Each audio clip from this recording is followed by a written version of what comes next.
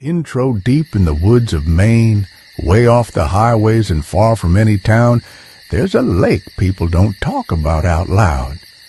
Back in the day, there used to be a summer camp there. Kids playing baseball, roasting marshmallows, singing songs by the fire, the good old American summer dream. But then something happened, something they covered up, and now the place is just a rotting ruin by the water. Locals still call it Black Mirror Lake. And if you ask around, they'll tell you, don't go there after dark. Don't even look at the water. If it calls your name, you're already lost. The lake. During the day, it looks normal. Just a calm sheet of water reflecting the sky and the pines around it. But when the sun goes down, it changes. The surface turns heavy like thick ink. The moon's reflection never looks right, like it's broken, shattered into pieces. And fishermen swear there's no life in it. No fish, no plants, just silence. And every now and then, something else. A ripple when there's no wind. A sound like someone taking a step into shallow water. The first disappearances. The stories go back to the late 70s. One summer, an entire cabin of kids vanished overnight. The counselors swore they saw them by the fire before bed. But the next morning, gone. Cabin doors locked from the inside. No signs of struggle. Just a trail of wet, bare footprints on the sand, leading straight into the lake. They never came back. The rot. The camp reopened a year later like nothing ever happened. But people noticed things.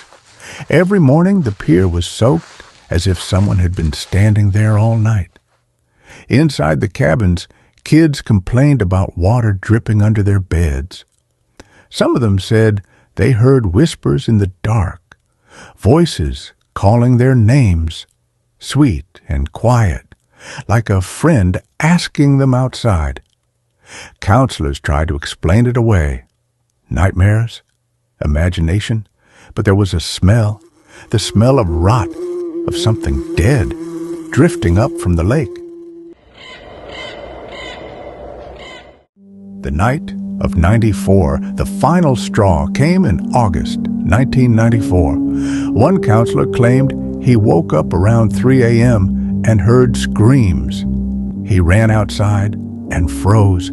Every single camper was standing waist-deep in the water, staring blankly ahead. Their movements were slow, unnatural, like they were sleepwalking. And then he saw the hands, dozens of pale, rotten hands rising out of the water, wrapping around the kids, pulling them deeper. He swore one face surfaced right in front of him, a child's face, but wrong. The skin bloated, the eyes just empty sockets leaking black water, its mouth stretched into a grin that wasn't human. He blacked out. By morning, the camp was empty. The kids were gone. The cover-up. No newspapers ever wrote about it. Official story. Camp closed due to financial issues. That counselor was branded insane, locked away. But hunters in the woods swore they heard children's voices for weeks after.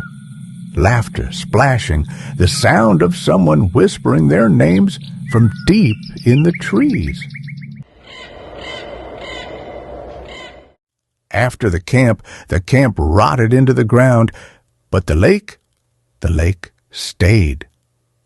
In the early 2000s, a group of college kids decided to film a documentary about abandoned summer camps. They brought cameras, beer, tents. The footage still exists, but not the people. You can see them laughing, setting up by the shore. Then night falls. The camera catches ripples across the water, even though the air is dead still. There's splashing, faint at first, and then children's laughter. One of them walks toward the lake. His shadow just vanishes, like it's swallowed whole. The others scream, run, chaos everywhere.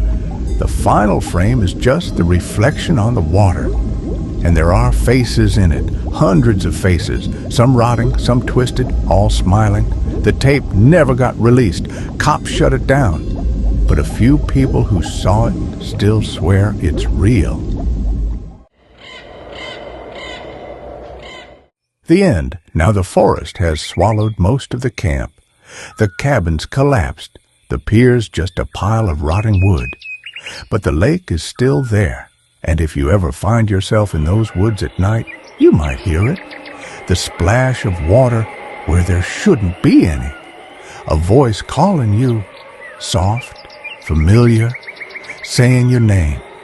And if you're dumb enough to answer, your reflection stays there forever.